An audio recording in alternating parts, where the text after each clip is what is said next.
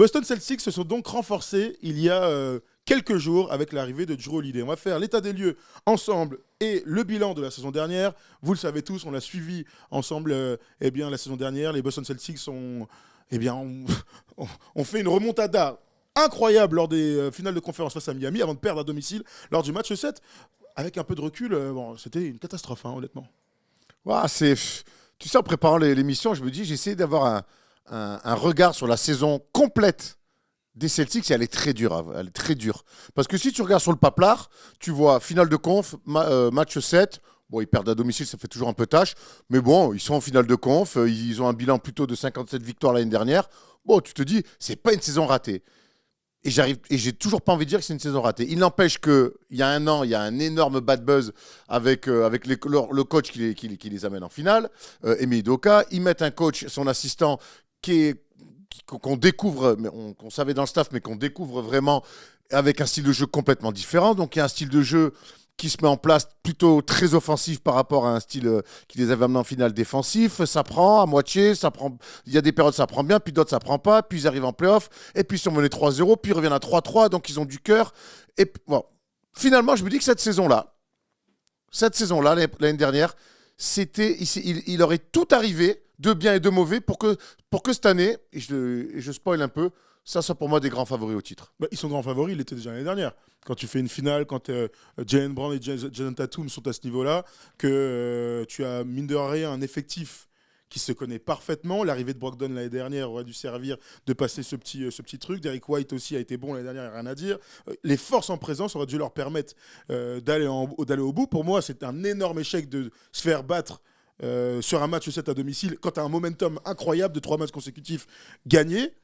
Tu perds à domicile et surtout, qu'est-ce qui se passe l'été suivant? Tu changes beaucoup de choses. Donc d'après moi, Brad Stevens a fait état des lieux de cet échec-là. En tout cas, l'effectif n'était pas soit assez bon, soit assez en adéquation avec Joe Mazzulla. Moi, je vais là-dessus plutôt. Je vais sur cette option-là. Ok. Je vais vraiment sur cette option-là et on va y revenir dans le détail. L'arrivée de Porzingis notamment, l'arrivée de Jrue Holiday, les départs de Marcus Smart et de Robert Williams. Je trouve que ils ont su saisir les occasions, parce que Jrue Holiday, pour moi, est une occasion, et ils ont parfaitement su la saisir, et ça montre bien que c'est quand même une franchise qui reste très attractive, puisque Jrue Holiday, je pense qu'il a vraiment voulu venir aussi.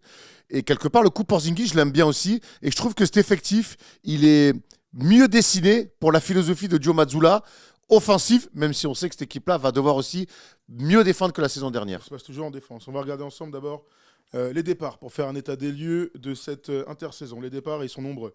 Marcus Smart, Grant Williams, Malcolm Brogdon, transfert avorté aux Clippers. Finalement, il est transféré à Portland. Robert Williams, lui aussi, contre Jrue Holiday. Danilo Gallinari, donc ça c'est contre Porzingis, Mike Muscala et Justin Champagny. Voilà pour les départs. Bon, bien sûr, un petit mot sur Marcus Smart, l'âme de l'équipe, capitaine, est là depuis des années, qui est sacrifié au profit d'autres profils. Je vais te donner un exemple qui c'est pas du tout le même poste, mais c'est une autre époque en plus. Mais c'est jamais simple de sacrifier des gens qui sont aussi attachés à la franchise et même à la ville. Et Marcus Smart, c'était l'âme clairement de cette équipe-là. C'était un peu le Draymond Green des Celtics. Dans le côté grande gueule, dans le côté je montre l'exemple défensivement, je suis l'âme de cette équipe. La grande différence avec Draymond Green, par exemple, c'est que lui n'a pas eu la chance d'être champion. Je me souviens que les Bulls, pour être champion à une époque, ils se séparent de Charles Oakley, ce qui est complètement fou à l'époque. Ils disent mais non, c'est pas possible. Il était très proche de Michael Jordan, c'était même son garde du corps. Mais les Bulls avaient besoin d'aller chercher un poste 5. Et ils sont allés chercher donc Bill Cartwright aux Knicks. Et on connaît la suite, ils vont gagner 3 fois avec lui. Je pense que pour les Celtics, il était peut-être temps de se séparer de Marcus Smart, qui est quasiment irréprochable. On a notamment, on se souvient de la série, la demi-finale de conf face aux Sixers, c'est lui quand même qui les sauve alors qu'ils se mettent déjà dans la panade. Mais ça fait mal au cœur, mais je trouve que c'est bien pour lui qu'il aille voir ailleurs, et c'est bien pour les Celtics qui en fait retombent bien sur leurs pieds, puisqu'en fait, quelques semaines, mois plus tard, il trouve Jrue Holiday. C'était que le début des affaires de Brad Stevens. On va regarder les arrivées. Donc, du coup, ensemble, Kristaps Porzingis, donc Jrue Holiday, Mykhailiuk, Brissett, Dalano Benton et des two-way players aussi, Keta et Scrub et Jordan Walsh, le rookie. On va s'attarder aussi sur les prolongations. Je vous les donne comme ça, toutes dans l'ordre. Jaylen Brown a signé le plus gros contrat de l'histoire de la NBA, plus de 300 millions de dollars sur les 5 prochaines années. On est chez lui d'ailleurs. Il a les moyens. Et Peyton Pritchard pour 30 millions sur 4 ans, qui a bien célébré hier lors du premier match de pré-saison avec un énorme match. 30 millions sur les 4 prochaines saisons. Voilà pour les prolongations. On aura le temps d'en reparler un petit peu de Jaylen Brown et Jason Tatum, mais je voulais vraiment rester sur le profil de l'équipe. J'ai l'impression, quoi qu'on en dise, que si Porzingis, et c'est ainsi, si Porzingis reste en bonne santé, est en forme dans le run des playoffs, c'est ce qui leur manquait même depuis des années, c'est-à-dire un joueur de grande taille, de très grande taille. Il a des défauts bien sûr sur les pas latéraux, mais c'est un contreur plus connaître et un attaquant de race qui peut amener une alternance qui est quasi indéfendable pour les Boston Celtics. Tu as raison sur le mot de l'alternance. Moi, je crois que le fait qu'aujourd'hui Joe Mazzulla soit conforté dans son rôle de coach, l'arrivée de Porzingis va leur offrir beaucoup plus d'options offensives. Moi, les 2 dernières années, alors avec Ime Udoka, ça me gênait un peu moins parce que défensivement, on se souvient de ce run de playoff, c'était des monstres. Et donc, quand tu défends aussi bien, tu peux te permettre d'être un petit peu prévisible en attaque puisque ta défense te fait gagner tellement de ballons que tu combles ça un peu par de la course. L'année dernière, c'était un petit peu moins le cas et on les a par moments sentis très prévisibles en attaque. Et je trouve que l'arrivée de Porzingis va leur amener encore plus de spacing. D'ailleurs, on l'a senti hier, dès le premier match. Il est en forme, c'est sa première info. Il a raté la Coupe du Monde, il est en forme, le gars. Il est en forme, mais même je trouve que dans son utilisation, les petits pick and roll, pour aller le chercher sur du face-up, lui laisser des quarts de terrain, l'adresse extérieure, la course, les alley-oop. Voilà, je trouve que Porzingis va amener offensivement plus de choses que ce que n'amenait Robert Williams. Et défensivement, forcément, ça, sur du contre, s'il est discipliné, ça reste un bon contreur. Ça reste un mec de 2-20 quand même. Et on connaît la structure d'équipe des Celtics. C'est des gens qui jouent intelligemment bien. Je pense que Al Horford va pouvoir aussi pas mal le guider là-dessus. Moi, j'ai envie de croire vraiment, s'il est en forme, à ce que Porzingis soit l'un des chaînons manquants pour emmener les Celtics jusqu'au titre. Ce qu'on peut dire aussi, c'est que l'année dernière, il s'est refait une santé et une réputation avec les Wizards. Il a été bon, 23 points par match, et surtout, il a joué 65 rencontres. Ça, c'est quand même c'est la chose la plus importante qu'on regarde pour le grand Porzingis. Il y a ça, tu as raison. Maintenant, on se souvient que Onyx, il était là dans une équipe qui ne gagnait pas, il n'y avait pas grand-chose. Il part à Dallas dans une équipe qui a de l'ambition. Ça se passe pas bien.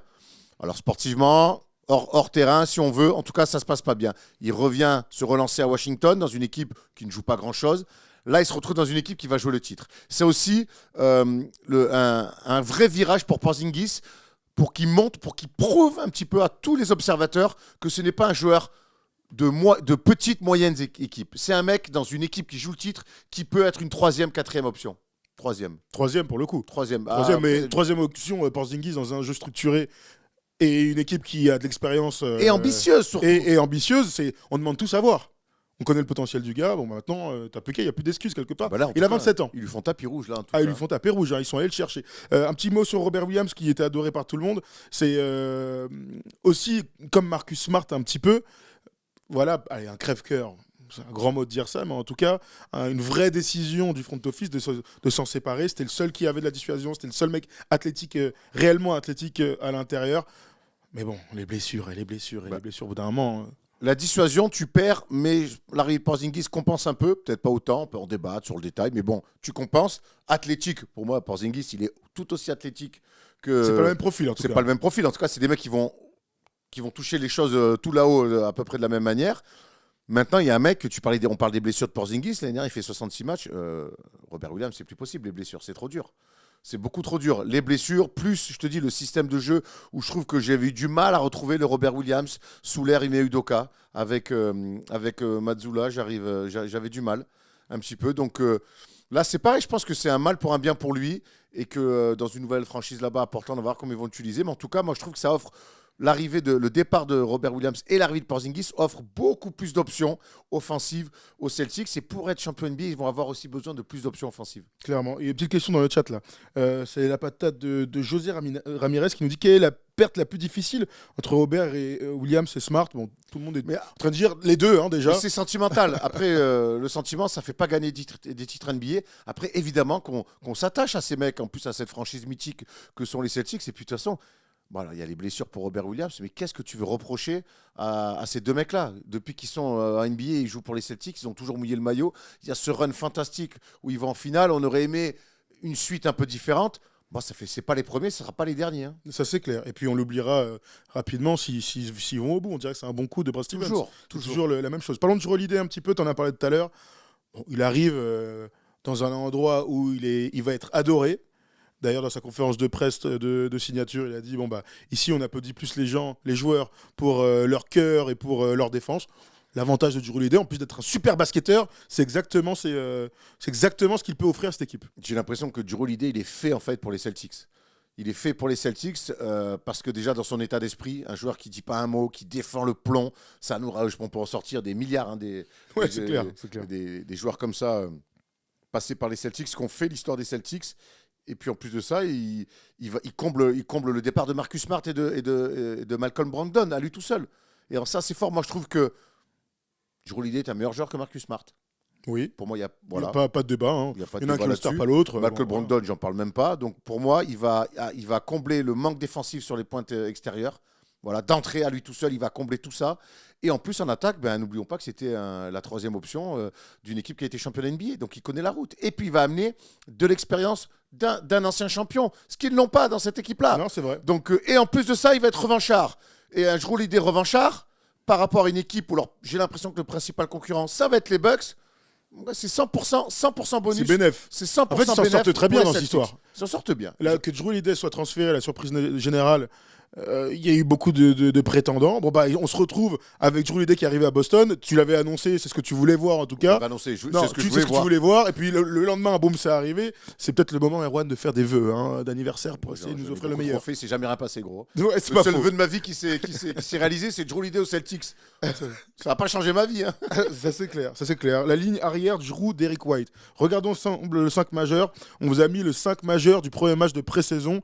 Normalement, Jrue Holiday devrait entrer dans ce 5 majeur à la place d'Alorford, mais on s'est basé sur ce qui s'est passé hier soir. Et ils ont tous été bons. Voilà, Jrue Holiday, Derrick White. J'ai vu quelqu'un qui disait que Derrick White, s'il était plus agressif, il aurait le potentiel pour être un vrai top 10, un top 10 à son poste. Est-ce que tu as la même sensation sur ce mec-là qui était très bon l'année dernière? Non, je n'irai pas jusqu'à là. Je vois à peu près ce qu'il veut dire, mais Derrick White est un excellent basketteur. C'est un touche-à-tout. Et je pense que s'il était plus agressif, il deviendrait un peu plus un scoreur. On se souvient de son carton en playoff avec les Spurs quand il met 37 face aux Nuggets. Il est capable sur des soirs comme ça. C'est un mec qui a déjà mis plus de 50 points dans un match. Mais c'est un mec qui, je pense, qui de nature est plus all-around. Et c'est aussi pour ça qu'on l'aime beaucoup, et qui s'est vite intégré chez les Celtics et qu'on l'aime beaucoup là-bas et qui fait partie de ce processus pour aller chercher un trophée. Donc, il peut l'être par moment, par séquence. Peut-être que notre ami là aimerait qu'il le soit plus. Mais je trouve que dans la construction d'équipe, ce que fait Derrick White, c'est très bien. Et moi, je te dis, il sera toujours capable d'avoir des matchs à 25-30. On n'a pas du tout parlé de Jaylen Brown et de Jalen Tatum. On va y aller. Ça tombe bien, c'est les deux gars à suivre. Bien sûr que Porzingis et Jrue Holiday, on va les scruter parce que c'est les nouveaux arrivants. Mais il y a deux mecs qui sont All-Star, qui sont All-NBA. Il y en a un qui est peut-être un peu plus fort que l'autre. On a dit que Jaylen Brown avait signé pour 304 millions de dollars sur les 5 prochaines années. C'est le plus gros contrat de toute la NBA. Ils lui font confiance et lui, il fait confiance aussi à cet endroit qu'il a pourtant critiqué. J'ai envie de te dire que pour eux aussi, c'est l'année ou jamais. Une confiance incroyable d'un endroit mythique du basket. Je ne dis pas qu'ils ne font pas tout ce qu'il faut pour le rendre à cet endroit mythique, mais parfois on a été un petit peu frustrés lors de la dernière campagne de playoff.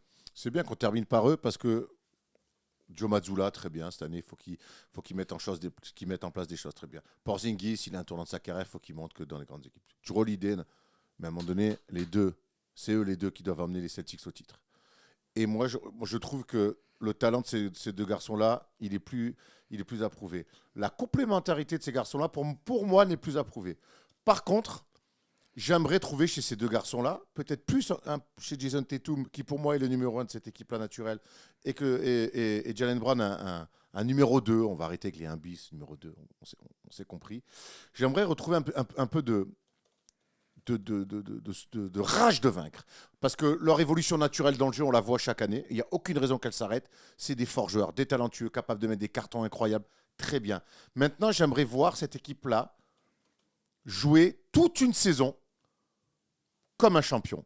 L'année où ils vont en finale, la première partie de saison, elle n'est pas bonne. Ils font une deuxième partie de saison incroyable. À partir de Noël, ils sont incroyable run. Voilà. Très bien. L'année dernière, c'est un coup-ci, coup-ça en play-off face aux Sixers. Ils sont quasi éliminés. Finalement, ils reviennent. Donc l'année dernière, il y a eu beaucoup trop de up and down. Après, on voit qu'ils ont de l'orgueil, qu'ils sont capables. J'aimerais vraiment que cette année, ils dégagent quelque chose de plus serein pour leurs coéquipiers, pour leur franchise et pour les fans aussi, pour les observateurs. Je veux que Jason Tatum, cette année, l'année dernière, finit 4e quand même au MVP. Moi, et parfois même cité, il y a eu des moments dans l'année où on dit que ça allait être lui, etc. Mais je veux que ces deux garçons-là fassent des saisons pleines. Franchement, depuis qu'ils jouent ensemble, il y a toujours une partie dans la saison où on se dit « Ah ouais, alors qu'est-ce qui se passe? Pourquoi? Là, est-ce que ça marche ?» Cette année, pour moi, ils n'ont aucune excuse. Les deux doivent être All-Star, les deux doivent être dans le top de la conférence Est, si ce n'est premier. Voilà, pour moi, ils doivent jouer comme des champions du début à la fin. Il y a quelqu'un qui nous dit, pour moi, le départ de Smart, ça va les responsabiliser. Ils pourront plus se cacher derrière lui et vont devoir porter leur testiball. Ça se tient parce que Smart, par le leadership, par la parole, par les actes, comblait beaucoup de choses. La série face aux Sixers, c'est vraiment Marcus Smart qui sonne une révolte, qui montre l'exemple sur le terrain. Et c'est vrai que c'était un petit peu... Alors, ils sont évidemment plus forts, mais c'était un peu les petits de Marcus Smart sur ce registre-là. Là, Jrue Holiday vient d'arriver. Et c'est pas un grand... C'est un leader de vestiaire, mais c'est pas un grand communicant. Et j'aime beaucoup ce commentaire-là. Et moi, je crois que naturellement, il y a leur évolution, mais ils doivent se faire mal. La rage de vaincre. Tu es aussi aux Celtics. Tu dois mettre un petit peu, des fois, de mettre le nez sur le parquet, quitte à perdre un chicot, quitte à t'ouvrir une arcade. Ils doivent amener en eux un petit peu ce côté chien pour gagner un titre. Pas simplement vivre sur leur talent inné qui est énorme. Ok, il y a Uama qui me dit perso, moi j'y crois pas à leur duo. Ils ont un profil qui se ressemble trop, même s'il y en a un qui est plus slasher que l'autre. Ils ont un profil qui est trop similaire, je trouve. Bon, ça y est, on est passé à autre chose sur ce débat-là, j'ai l'impression. Ils ont prouvé qu'ils pouvaient aller en finale NBA, de répéter des finales de conférence sur plusieurs années. Bon, ils se connaissent par cœur, les mecs. Ils ont quoi, 3 finales 3 finales, 3 ou 4, je crois même. Hein. Parce qu'il y a la première avec Jason... Mais il était peut-être pas là encore, Tatum Brown, pardon. Si, je crois. Et bah alors, ça fait 4. Il arrive avant, de toute façon. Ouais, bah voilà, alors ça fait 4. Ouais, non, mais moi je te dis. Moi. Alors après, certains peuvent encore se poser des questions, mais moi, je n'ai plus envie de me poser la question entre Jaylen Brown et Jason Tatum. L'année dernière, moi, j'ai cru que Jaylen Brown allait partir, mais pour des raisons extra-basket. C'est une bonne raison de partir. Mais bon, comme tu dis, finalement, tout le monde a un prix. Bah regarde, 2017, donc ça, ils sont pas là. Finale de conf. 2018, finale de conf. Ouais, c'était bien leur quatrième finale de conf et donc dedans une finale NBA. Avant de passer au prono et à la suite, il y a quand même un truc en voyant le roster là. C'est qu'on peut se poser la question du banc. On va le revoir ensemble d'ailleurs. Le roster de ces Celtics là c'est la première chose qui choque, pas qui choque, qui nous interpelle. Donc Jrue Holiday qui va rentrer dans le 5, donc à leur force sera 6e homme. Il y a du Pritchard qui est ok, on connaît ses qualités, il va continuer de grandir lui aussi. Il y a Mirailou qui arrive, il y a du Lamar Stevens, il y a du Hauser, du Brissett, du Luke Cornett. C'est un banc de champion NBA ça. Ah là, quand tu me le dis comme ça, pas vraiment. Pas vraiment. J'aime bien l'idée que le squad du banc soit mené par Lorford. Tu vas voir ce coquin qui va être capable d'avoir des voix pour le 6e homme de l'année. Je ne dis pas qu'il le sera, mais tu vas voir qu'il va réussir à choper quelques voix. Je rappelle que c'était Brogdon l'année dernière qui sortait du banc. Voilà, ça va être intéressant. Vraie responsabilisation autour de Peyton Pritchard. Vraiment. Lui qui était vraiment un 3e meneur, un peu de fin. Là, ils vont lui dire, gros Coco, en sortie de banc, tu vas mettre dedans, tu vas mettre du jus. C'est toi qui va vraiment impacter aussi, qui va mettre en place les choses en sortie de banc. Après, il va falloir qu'ils inventent des joueurs. Il y a des mecs qui sont là depuis quelques temps aussi. Hauser, il va falloir qu'ils fassent un petit peu plus, certainement. Ok, un petit commentaire avant de prendre notre premier auditeur de la saison. C'est Pseudomia qui nous dit « J'ai l'impression que Tatum et Brown sont bons ensemble, mais il y a un peu une politesse nonchalante entre les deux. Ils peuvent clairement mener chacun une équipe de leur côté, mais cohabiter et se renier chacun, ça doit leur faire bizarre. Ils se dépasseront toujours pour eux, mais pour toute la franchise. C'est chaud à dire, mais espérer les voir coexister, on l'espère depuis avant le Big Three des Nets. Ouais, ça se tient. Écoute, ça se tient, on verra. Bon, les mecs qui ont déjà des performances. C'est pas comme si tu te faisais sortir au premier tour à chaque année, quoi. C'est quand même l'équipe de l'Est qui allait le plus de fois en finale de con ces dernières années. Hein. Après, coexister, c'est pas trop la mode en ce moment. Hein. Non, tout à fait. On va recevoir, on va écouter notre premier auditeur sur les Boston Celtics, qui s'appelle Thomas. Salut Thomas. Salut les gars, ça va? Tu vas bien? Ouais, tranquillement, et vous? Bah, impeccable. On est ravis de t'entendre pour cette première, en tant que premier auditeur de la Ça saison fait plaisir, hein. 2024. Ça fait plaisir. On va essayer de bien lancer la team auditeur pour la saison. Hein. Clairement, c'est une voix que l'on connaît parfaitement. Exactement. Oui, ça fait plaisir de vous reparler. Ça fait un petit moment, mais ça fait plaisir. Bah ouais, ça fait plaisir. On était partis à Boston ensemble pour Yes, voir c'est un ça. match mémorable entre les Rockets et les Celtics. Les Rockets qui ont bien changé C'est ça. depuis. Enfin, on n'est pas là pour parler d'eux. Dis-nous tout, toi. Qu'est-ce que tu penses de tout ça? Donne-nous tes ambitions pour cette équipe des Celtics en 2024. Moi, je voulais parler un peu de la défense en soi. Je sais que tout à l'heure, vous avez parlé un peu du nouveau roster qui était un peu plus dans la philosophie de Joe Mazzulla, qui était plus porté sur l'attaque et le spacing que ce qu'avait... mais j'ai un trou de mémoire. Ime Udoka. Ime Udoka, merci.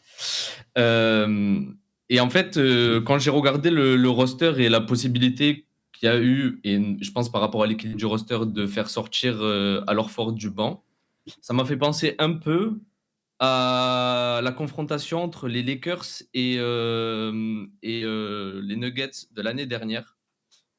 Quand les Lakers ont mis Rui Hachimura sur Nikola Jokic et que Anthony Davis a joué le protecteur de cercle en seconde lame derrière. Et je vois bien un peu une articulation qui pourrait être similaire avec, par exemple, un joueur comme Jaylen Brown qui est super physique, qui pourrait jouer l'emmerdeur, entre guillemets, en jouant fort sur les jambes et essayer d'empêcher le pivot adverse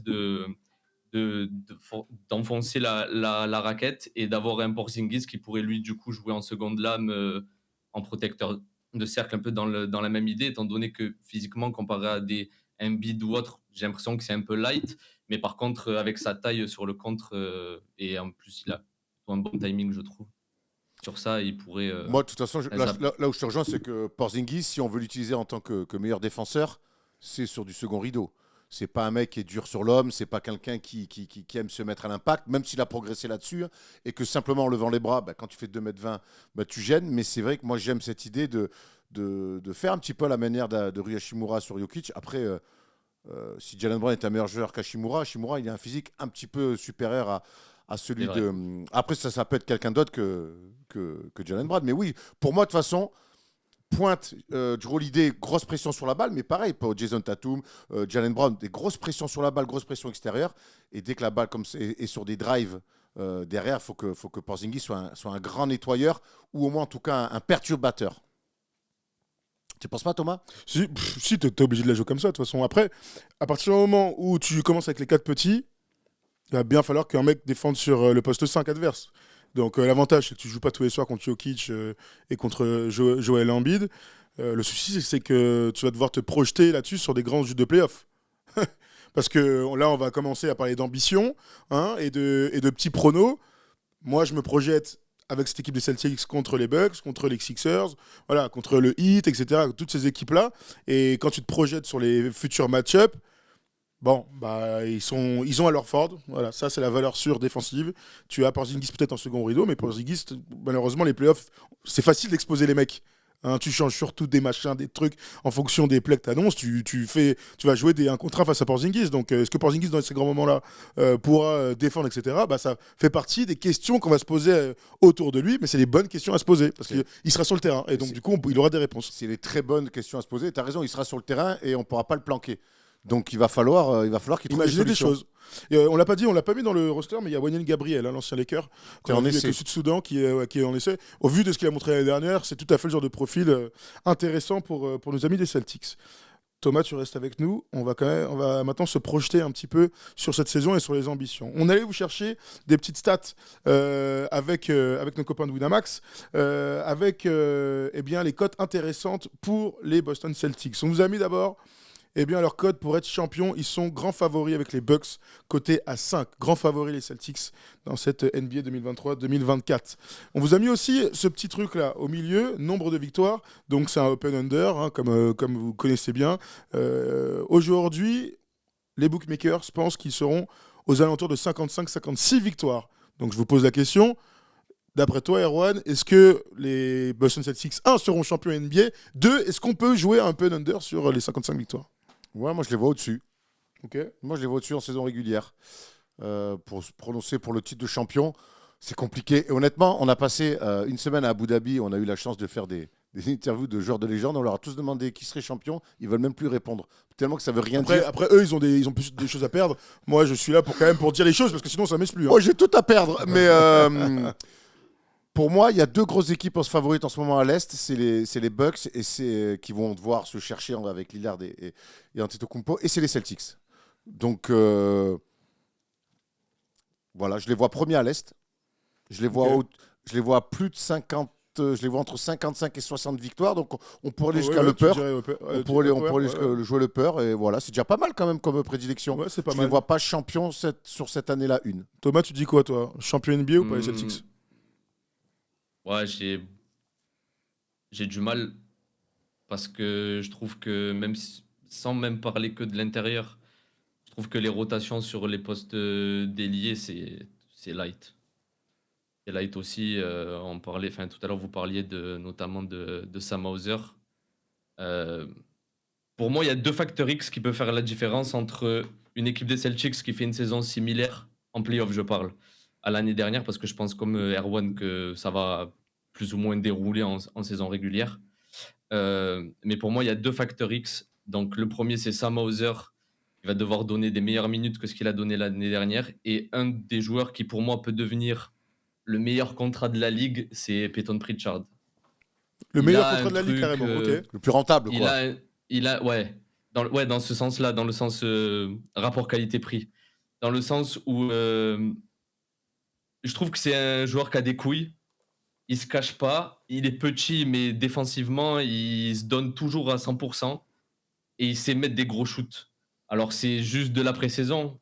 Mais le 3 points, le step back 3 points qu'il met à 45 hier contre c'était contre les Sixers.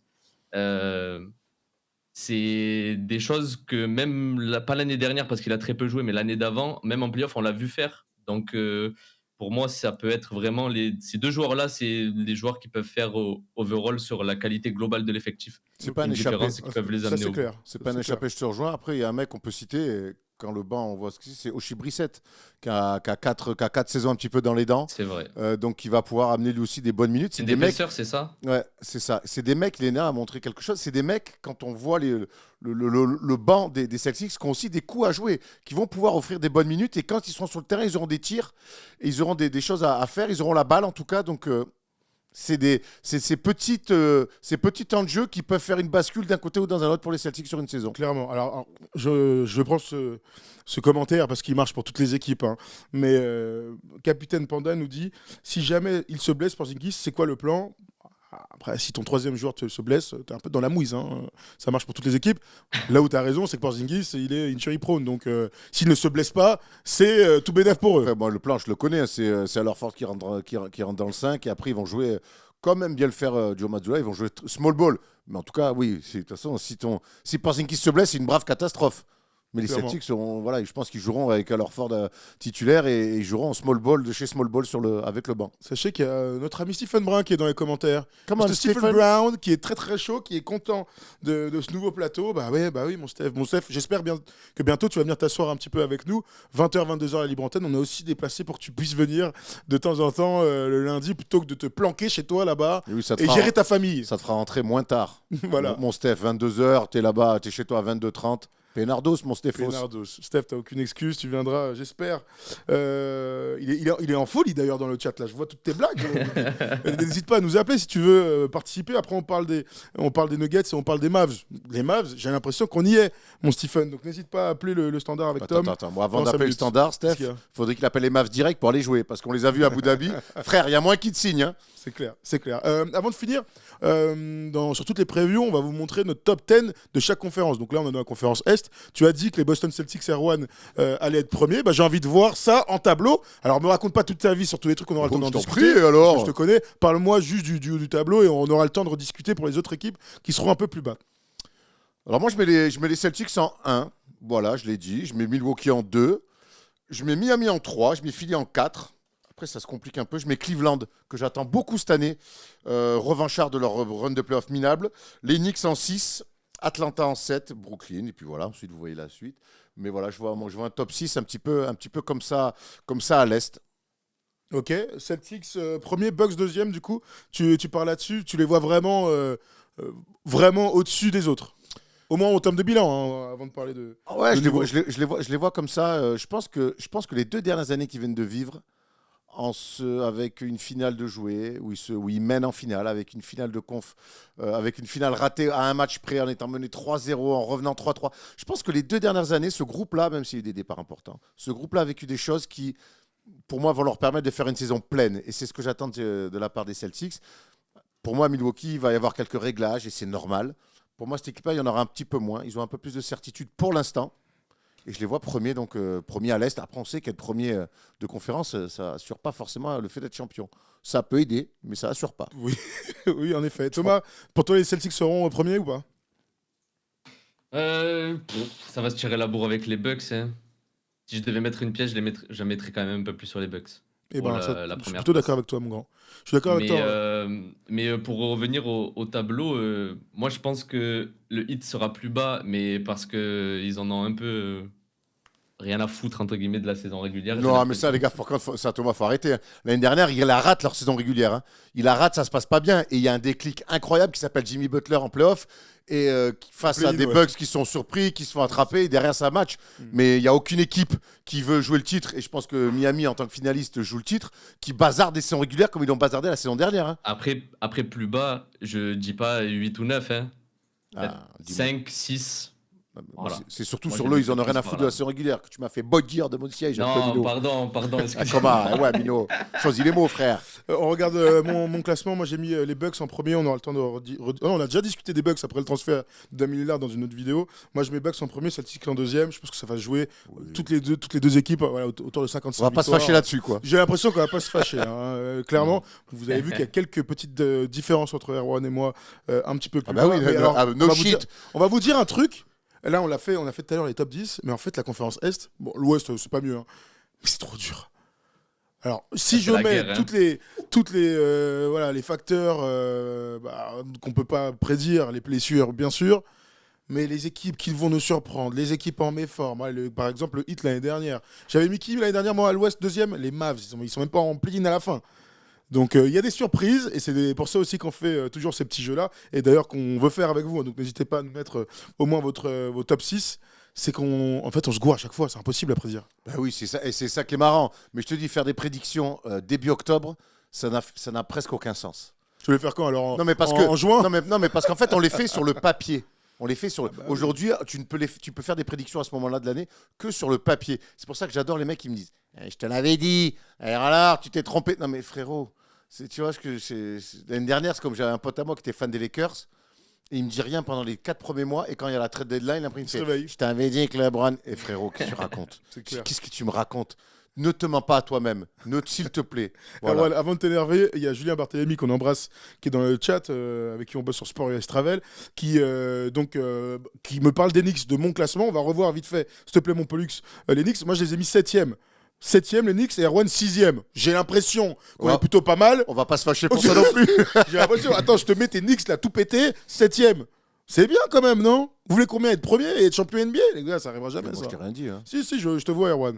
Défendre tes Knicks coûte que coûte, alors que c'est l'équipe de toute bidon, frère. Dans les 6, la différence, c'est le play-in. Est-ce que les Knicks ils sortent du play-in dans ton tableau derrière? Moi dans mon play-in, ils seraient donc contre les Nets. Ils ont toutes les chances. Oh, un beau play-in. Un beau play-in de New York. Brooklyn, New York, là. Ouais. Ah ça ouais, pique, hein. ce serait lourd. Ce serait lourd. C'est pour ça d'ailleurs que j'ai mis 7 et 8. Je viens de m'en rendre compte. Écoute, voilà pour le petit top 10. N'hésitez surtout pas à commenter tout ça. Merci Thomas de nous avoir appelé avec plaisir. En tant que premier auditeur de la saison, j'adore. Et oui, prendre des Marseillais pour commencer la saison. C'est le seul bon Marseillais de ce début de saison, Thomas. Merci à toi, Mino. D'ailleurs, je tenais à vous dire bravo pour votre studio. Il est magnifique. Et je vous souhaite le meilleur pour cette nouvelle saison. Merci Thomas, Merci à toujours toi. là, le fidèle des fidèles. Merci mon gars. Merci à toi, Thomas. T'es le Avec meilleur. plaisir. Bon, on a fait le tour. Bonne soirée, les gars. Bonne soirée. Ciao Thomas. On a fait le tour sur cette équipe des Boston Celtics.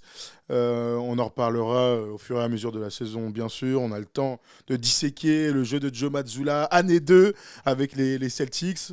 Et puis voilà, on leur souhaite à eux d'aller chercher un nouveau titre pour repasser devant les Lakers. C'est quand même le but de cette franchise. Ah, ils sont à égalité, c'est vrai qu'ils sont à égalité 17. depuis le dernier titre. Oh, mon vieil, dit de Stephen. Il est cinglé lui aussi, frère. Stephen Brown. Bref, voilà, on s'arrête là-dessus et on repart pour une autre vidéo qui sera cette fois-ci autour des Dallas Mavericks. Parce qu'on les a vus à Abu Dhabi, on n'est pas content. Appelle Steph. Yeah.